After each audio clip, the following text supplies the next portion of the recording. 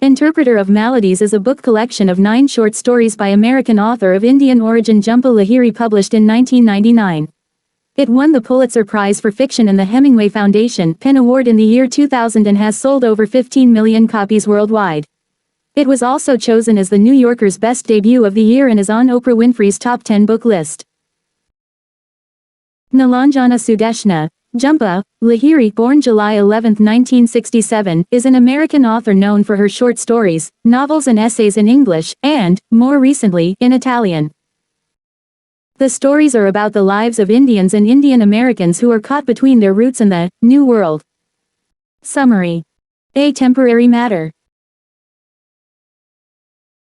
A married couple, Shukumar and Shobha, live as strangers in their house until an electrical outage brings them together when all of a sudden, they are able to talk to each other again, in the 4 nights of darkness. From the point of view of Shukumar, we are given bits and pieces of memory which slowly gives insight into what has caused the distance in the marriage. For a brief moment, it seems the distance is nothing but perhaps a result of a disagreement.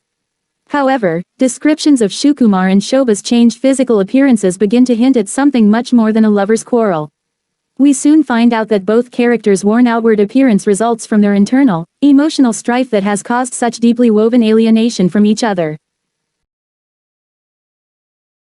The husband and wife mourn for their stillborn baby. This traumatic loss casts a tone of melancholia for the rest of the story. However, there is some hope for the couple to reconnect as during each night of blackness, they confess more and more to each other, the things that were never uttered as man and woman. A late-night drink with a friend, a ripped-out photo from a magazine, an anguish over a sweater vest are all confessions made in the nightly blackouts. Shukumar and Shobha become closer as the secrets combine into a knowledge that seems like the remedy to mend the enormous loss they share together.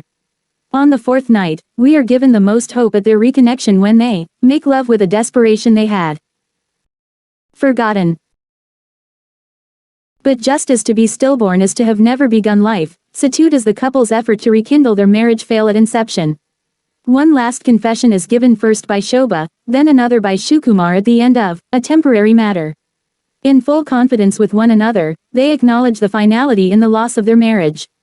And finally, they weep for the things they knew. When Mr. Pirzada came to dine. Mr. Pirzada is a botany professor from Dhaka and is living in New England for the year after receiving a research grant from the Pakistani government. He has left behind his wife and 7 daughters, who he has not contacted in months. Because his grant does not provide him much for daily provisions, he routinely visits 10-year-old Lilia and her family for dinner, often bringing confectionery for the young girl. When Lilia mistakenly refers to Mr. Pirzada as Indian to her parents in private, her father tells her that he is Pakistani, which is puzzling to Lilia because he looks like her parents, eats the same things, and speaks Bengali like them. However, the constant television news of the East Pakistan-West Pakistan war informs her about Mr. Pirzada's differences as well as his current plight.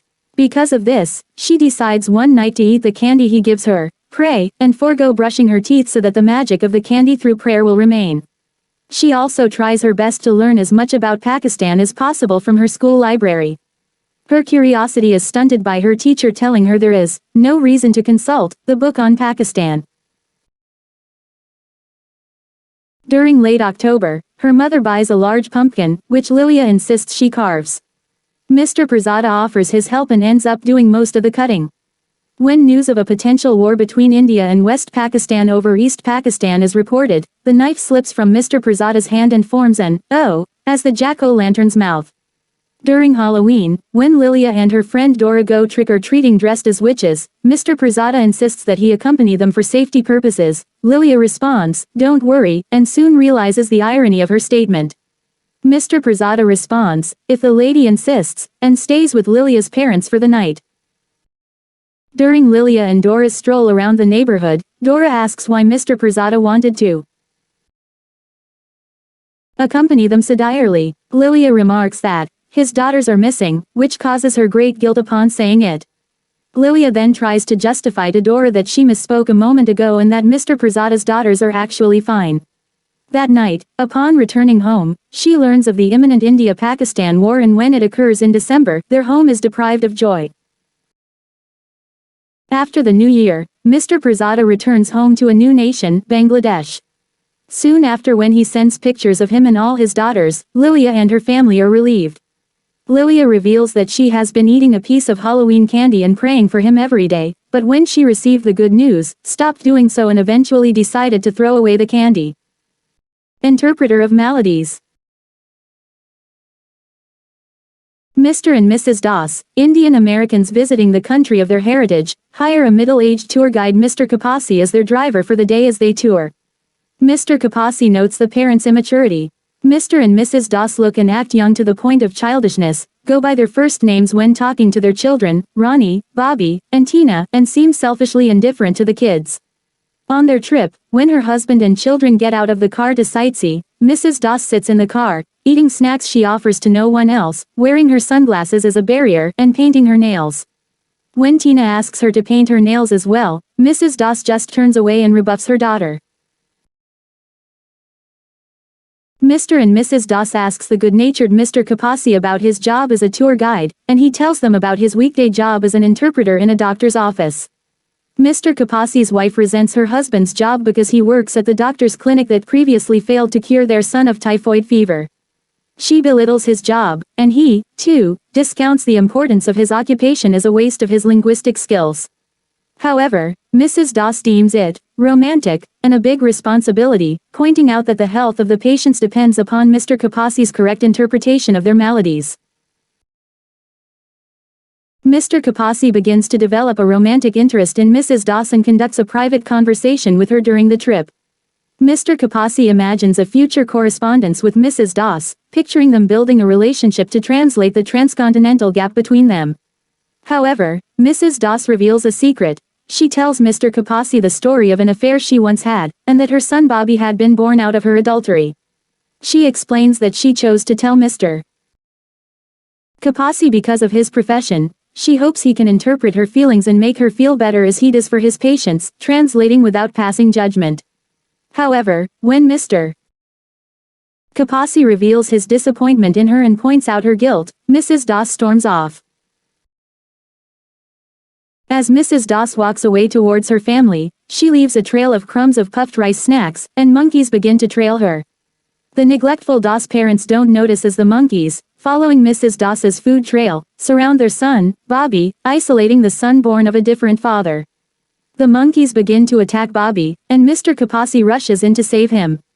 Mr. Kapasi returns Bobby to his parents and looks on as they clean up their son. Ariel Durwan.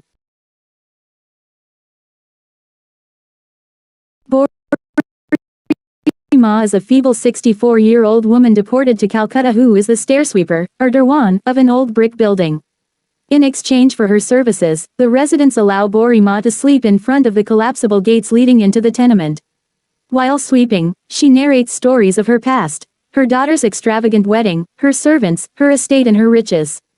The residents of the brick building hear continuous contradictions in Bori's storytelling, but her stories are seductive and compelling, so they let her contradictions rest.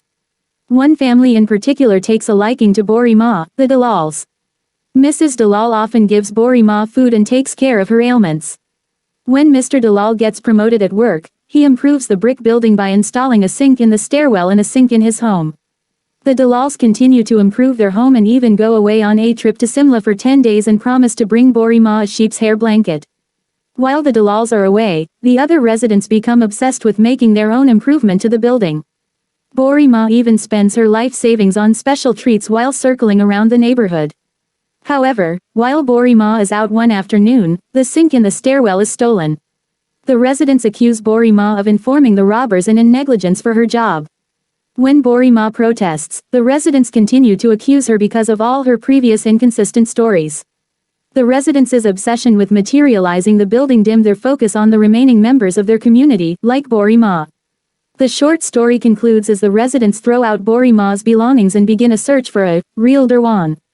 Note that durwan means housekeeper in both Bengali and Hindi. Sexy. Sexy centers on Miranda, a young white woman who has an affair with a married Indian man named Dev. Although one of Miranda's work friends is an Indian woman named Laxmi, Miranda knows very little about India and its culture. The first time she meets Dev, she is not able to discern his ethnicity. However, she is instantly captivated by his charm and the thrill of being with an exotic, older man. Dev takes Miranda to the Maparium, where he whispers, "You're sexy." Miranda buys sexy clothes that she thinks are suitable for a mistress, but feels pangs of guilt because Dev is married. Meanwhile, Lakshmi's cousin has been abandoned by her husband, who left the cousin for a younger woman. One day, Lakshmi's cousin comes to Boston and Miranda is asked to babysit the cousin's 7-year-old son, Rowan. Rowan asks Miranda to try on the sexy clothes that she bought, and gives Miranda insight into his mother's grief. Miranda decides that she and Dev's wife both deserve better and stops seeing Dev. Mrs. Sen's. In this story, 11-year-old Elliot begins staying with Mrs. Sen, a university professor's wife, after school. The caretaker, Mrs. Sen, chops and prepares food as she tells Elliot stories of her past life in Calcutta, helping to craft her identity. Like a temporary matter, this story is filled with lists of produce, catalogs of ingredients, and descriptions of recipes. Emphasis is placed on ingredients and the act of preparation.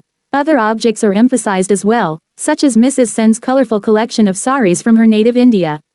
Much of the plot revolves around Mrs. Sen's tradition of purchasing fish from a local seafood market. This fish reminds Mrs. Sen of her home and holds great significance for her. However, reaching the seafood market requires driving, a skill that Mrs. Sen has not learned and resists learning. At the end of the story, Mrs. Sen attempts to drive to the market without her husband, and ends up in an automobile accident. Elliot soon stops staying with Mrs. Sen thereafter. This blessed house. Sanjeev and Twinkle, a newly married couple, are exploring their new house in Hartford, Connecticut, which appears to have been owned by fervent Christians. As they go about investigating and fixing up the house, they begin to find small Christian knickknacks, left behind by the previous owners. Twinkle first finds a porcelain effigy of Christ. Sanjeev does not like it and tells Twinkle to get rid of it, but she thinks it is pretty and might even be worth something. Sanjeev reminds her that they are not Christians. No, she confirms, they are Hindus. She puts the statue of Christ on the fireplace mantel. The story ends when, during a party, Twinkle and the guests explore the house. Upon searching the attic, they find a solid silver bust of Christ. Meanwhile, Sanjeev, who stayed downstairs, alone, contemplates his situation and relationship with Twinkle. The treatment of Bibi Haldar.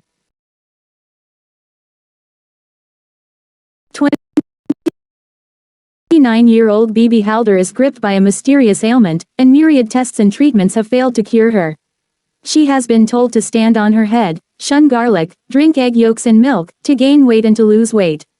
The fits that could strike at any moment keep her confined to the home of her dismissive elder cousin and his wife, who provide her only meals, a room, and a length of cotton to replenish her wardrobe each year. Bibi keeps the inventory of her brother's cosmetics stall and is watched over by the women of their community. She sweeps the store, wondering loudly why she was cursed to this fate, to be alone and jealous of the wives and mothers around her. The women come to the conclusion that she wants a man. When they show her artifacts from their weddings, Bibi proclaims what her own wedding will look like. Bibi is inconsolable at the prospect of never getting married. The women try to calm her by wrapping her in shawls, washing her face or buying her new blouses. After a particularly violent fit, her cousin Haldar emerges to take her to the polyclinic. A remedy is prescribed, marriage, relations will calm her blood. Bibi is delighted by this news and begins to plan and plot the wedding and to prepare herself physically and mentally. But Haldar and his wife dismiss this possibility. She is nearly 30, the wife says, and unskilled in the ways of being a woman. Her studies ceased prematurely, she is not allowed to watch TV, she has not been told how to pin a sari or how to prepare meals. The women don't understand why, then, this reluctance to marry her off if she's such a burden to Haldar and his wife. The wife asks who will pay for the wedding. One morning, wearing a donated sari, Bibi demands that Haldar take her to be photographed so her image can be circulated among the bachelors, like other brides in waiting. Haldar refuses. He says she is a bane for business, a liability and a loss. In retaliation, Bibi stops calculating the inventory for the shop and circulates gossip about Haldar's wife. To quiet her down, Haldar places an ad in the paper proclaiming the availability of an unstable bride. No family would take the risk. Still, the women try to prepare her for her wifely duties. After 2 months of no suitors, Haldar and his wife feel vindicated. Things were not so bad when Bibi's father was alive. He created charts of her fits and wrote to doctors abroad to try to cure her. He also distributed information to the members of the village so they were aware of her condition. But now only the women can look after her while being thankful, in private, that she is not their responsibility. When Haldar's wife gets pregnant, Bibi is kept away from her for fear of infecting the child. Her plates are not washed with the others, and she is given separate towels and soap. Bibi suffers another attack on the banks of the fish pond, convulsing for nearly 2 minutes. The husbands of the village escort her home in order to find her rest, a compress, and a sedative tablet. But Haldar and his wife do not let her in. That night, Bibi sleeps in the storage room. After a difficult birth, Haldar's wife delivers a girl. Bibi sleeps in the basement and is not allowed direct contact with the girl. She suffers more unchecked fits. The women voice their concerns but it goes unheeded. They take their business elsewhere and the cosmetics in the stall soon expire on their shelves. In autumn, Haldar's daughter becomes ill. Bibi is blamed. Bibi moves back into the storeroom and stops socializing, and stops searching for a husband. By the end of the year, Haldar is driven out of business, and he packs his family up and moves away. He leaves Bibi behind with only a thin envelope of cash. There is no more news of them and a letter written to Bibi's only other known relative is returned by the postal service. The women spruce up the storeroom and send their children to play on their roof in order to alert others in the event of an attack. At night, however, Bibi is left alone. Haggard, she circles the parapet but never leaves the roof. In spring, vomit is discovered by the cistern and the women find Bibi, pregnant. The women search for traces of assault, but Bibi's storeroom is tidy. She refuses to tell the women who the father is, only saying that she can't remember what happened. A ledger with men's names lay open near her cot. The women help her carry her son to term and teach her how to care for the baby. She takes Haldar's old creams and wears out of the basement and reopens his shop. The women spread the word and soon the stall is providing enough money for Bibi to raise her boy. For years, the women try to sniff out who had disgraced Bibi but to no avail. The one fact they could agree upon is that Bibi seemed to be cured. The third and final continent. In The Third and Final Continent, the narrator lives in India, then moves to London, then finally to America. The title of this story tells us that the narrator has lived in 3 different continents and chooses to stay in the third, North America. As soon as the narrator arrives, he decides to stay at the YMCA. After saving some money he decides he wants to move somewhere a little more like a home. He responds to an advertisement in the paper and ends up boarding with an elderly woman. At first, he is very respectful and courteous to the elderly woman. The narrator does not feel that he owes the old woman anything and does not go out of his way for her. But his attitude changes once he discovers that the elderly woman is 103 years old. He becomes more caring and is amazed that this old woman has lived for 103 years. Because of this woman's age, she is not accustomed to the modern times in which this story takes place. The narrator, just like the elderly woman, is not accustomed to the times in America, but also to America in general. This may help the narrator to feel more comfortable in his new setting. After boarding with the elderly woman for about 6 weeks, the narrator grows somewhat attached to this woman. Once his wife, who he was set up beforehand to marry, arrives in America, he then decides to move to a bigger home. Upon this decision, he also realizes that he is going to have to look out for and nurture his new wife. After living with his wife for a time and learning to know her, he soon finds out that the elderly woman he had once lived with is now dead. This hurts him because this is the first person in America for whom he had felt any feelings. After the woman's death, he then becomes more comfortable with his wife, not because the woman died but because of the time he is spending with his wife. Just like his relationship with the elderly woman, the more time he spends with a person the closer he becomes to them. After some time, the narrator falls in love with his wife, and is frequently remembering the elderly woman with whom he had once resided.